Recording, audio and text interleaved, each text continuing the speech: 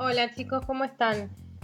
Bueno, en este video les voy a explicar los distintos tipos de narradores que podemos encontrar en un cuento o en una novela. Primero, ¿recuerdan qué es un narrador? Es decir, cuando leemos un cuento o una novela, no es el autor de carne y hueso el que nos está contando esa historia, ¿sí? O sea, la persona verdadera, puede ser Cortázar, Borges, etcétera, etcétera. No son ellos los que nos cuentan la historia, sino que es una figura textual. El autor, así como elige personajes para su historia, también elige un tipo de narrador. ¿Quién nos va a contar esa historia? ¿Sí? Que nunca es la persona, el autor, digamos. Entonces, existen dos tipos principales de narradores. Por un lado, los que nos cuentan la historia por fuera de ella, ¿sí? Que no participan de la historia. Y por otro lado, los personajes que justamente están desde adentro de la historia contándonos lo que ellos viven o lo que ellos ven o lo que ellos protagonizan. Entonces a estos narradores que están desde afuera de la historia, que se llaman extradiegéticos, afuera de la historia, los podemos dividir en dos. Por un lado el omnisciente y por el otro lado el equisciente. El más conocido y el más común es el narrador omnisciente, ¿sí? Pero vamos a agregar también el equisciente, que es muy parecido pero con algunas pequeñas diferencias. Y por otro lado, los narradores que desde adentro de la historia, intradiegéticos, nos cuentan lo que viven, puede ser el protagonista o un personaje secundario o testigo.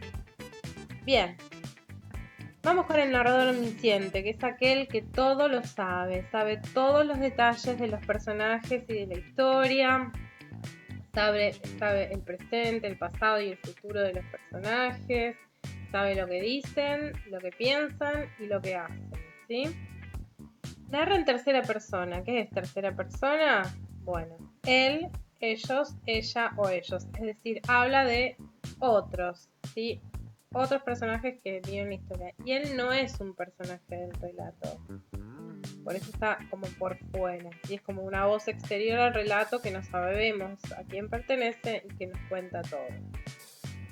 Entonces, de esta manera, generalmente como lectores, cuando un cuento o una novela tiene narrador omnisciente, solemos conocer más detalles de la historia que los propios personajes, ¿sí? Un ejemplo de esto es la novela de Harry Potter y la Piedra Filosofal. La novela, no la película, ¿sí? Estamos hablando de textos. Entonces, como ven acá, no voy a leer todo el fragmento, pero sí hay fragmentos, partecitas que fui subrayando, donde ustedes pueden ver que el narrador usa la tercera persona. ¿Sí? Percibió. ¿Quién percibió? Él. El señor Dursley no se dio cuenta de bla, bla, bla. Acá ven que no solamente el narrador sabe lo que los personajes hacen, sino también lo que piensan o lo que perciben o esto de que no se dio cuenta, ¿sí? Tiene que ver más con los pensamientos, con el mundo interno de los personajes y no solamente sabe describir lo que hacen. Es decir, este narrador sabe todo, todo. Bueno, si se fijan ahí, quieren ver algunas de las otras partes que subrayé, van a ver lo mismo, el uso de la tercera persona y la idea de que el narrador sabe los pensamientos de los personajes. Por ejemplo, esto del final que dice, no podía ser, los gatos no saben leer los rótulos ni los planos. Eso es lo que el señor Dursley está pensando, que el narrador lo conoce. Muy bien, el narrador equisciente es muy parecido al omnisciente, solamente que hace foco en uno de los personajes. Hay algunas novelas donde el narrador es como que sigue a un personaje y nos cuenta sus pensamientos y acciones, sentimientos también, y del resto de los personajes nos cuenta solamente lo que hacen, ¿sí? Es decir, es un narrador que sabe casi todo, no como el anterior. Lo que sí sabe todo es acerca de el protagonista. A veces hay novelas como por ejemplo Juego de Tronos, que en cada capítulo el narrador sigue, digamos, la perspectiva de cada uno de los personajes. Y cada capítulo, en este caso, se llama con el nombre de cada uno de los personajes que está siguiendo en cada uno de los casos, ¿sí? Bien, tenemos otro ejemplo acá de narrador eficiente, que es Oscuros de Lauren Kate, y donde vemos que el narrador hace foco en lo que le pasa, piensa, siente, dice y hace el protagonista, ¿sí? Y del resto de los personajes no nos da tantos detalles. Bien. Hasta ahí teníamos los narradores extradiegéticos, pasamos ahora a los intradiegéticos, es decir, a los que sí forman parte de la historia, a los que sí son personajes. En primer lugar, el narrador puede ser protagonista, el personaje principal, ¿sí? En este caso utiliza la primera persona, el yo, el nosotros. Obviamente también va a usar la tercera persona porque no cuenta todo acerca de sí mismo, sino que también él interactúa con otros personajes a los que se refiere con la tercera persona. Él, ella, ¿sí? Pero lo que más llama la atención de este narrador y nos hace distinguirlo es que utiliza la primera persona. Como lectores, nosotros en este caso tenemos menos conocimientos que cuando el narrador es omnisciente, porque conocemos solamente lo que conoce el protagonista. Lo que el protagonista ignora, nosotros también vamos a ignorarlo. Un ejemplo es Los Juegos del Hambre, donde ven acá que es la protagonista la que narra. Quiero ser voluntaria, dije, esta es la primera persona.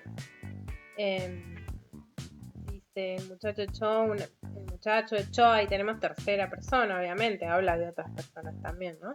Una mirada hacia la panadería, como si comprobara que la cosa estaba despejada. Luego, volviendo su atención al cerdo rojo, una goza de pan en mi dirección. Ahí vuelve a la primera persona, ¿sí? Bien.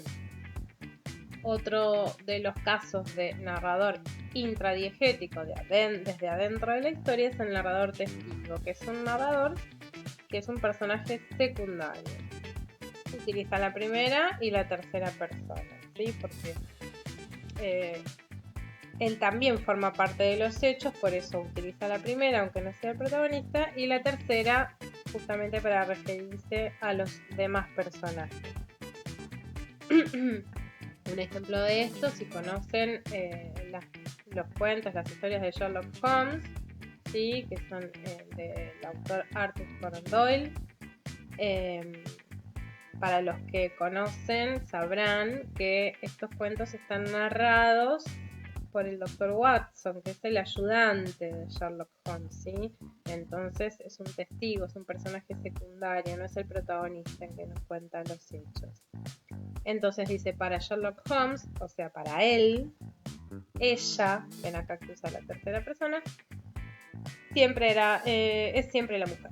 Rara vez le oí yo, ahí usa la primera, mencionarla de otro modo.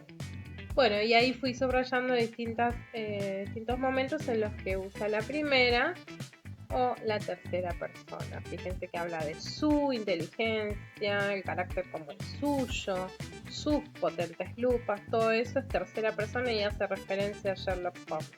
Y en algún momento dice, siempre lo he tenido yo por la máquina de observar, bla, bla, bla. Ahí utiliza la primera. Bueno, y finalmente, ya que estamos, vamos a mencionar un narrador que es muy, muy poco habitual, pero que también está bueno que lo conozcan, que es el de la segunda persona. La segunda persona, que cuando yo digo vos, tú, ustedes o vosotros, en el caso de España, y es así como se escriben las cartas, los mails, ¿sí? No es común escribir una historia así. De esta manera el narrador le da al lector como el protagonismo. Se usa algunas veces en algunos relatos infantiles, tradicionales, Y también se utilizó en esta serie de libritos, que fue muy famosa en la década de los 80, que se llamaba Elige tu propia aventura. Entonces ahí el narrador nos hablaba directamente a los lectores. Vamos a ver un ejemplito acá que dice: en cuanto creciste, o sea, nos está hablando a nosotros, en cuanto vos, en cuanto tú creciste lo suficiente para ver por encima del volante de tu todoterreno, tu padre empezó a enseñarte cosas sobre coches. Él también fue un piloto de carreras. Planeasteis, dice acá porque está en español de España, este viaje a África durante meses, pero en el último momento él no te pudo acompañar. Estás solo en África enfrentándote a las carreras más duras del mundo y algunos de los competidores con menos escrúpulos, bla bla bla. O sea, acá ven que el narrador directamente nos habla a nosotros. Lo lindo de estas novelitas es que nosotros, los lectores, íbamos eligiendo, ¿no? Decían, bueno, si vos querés volverte a tu país, anda a la página 51. Si querés seguir en África, anda a la página 79. Y así nos iban haciendo hacer muchas elecciones hasta que finalmente llegábamos al final. Había muchos finales posibles según las elecciones que nosotros los lectores fuéramos haciendo.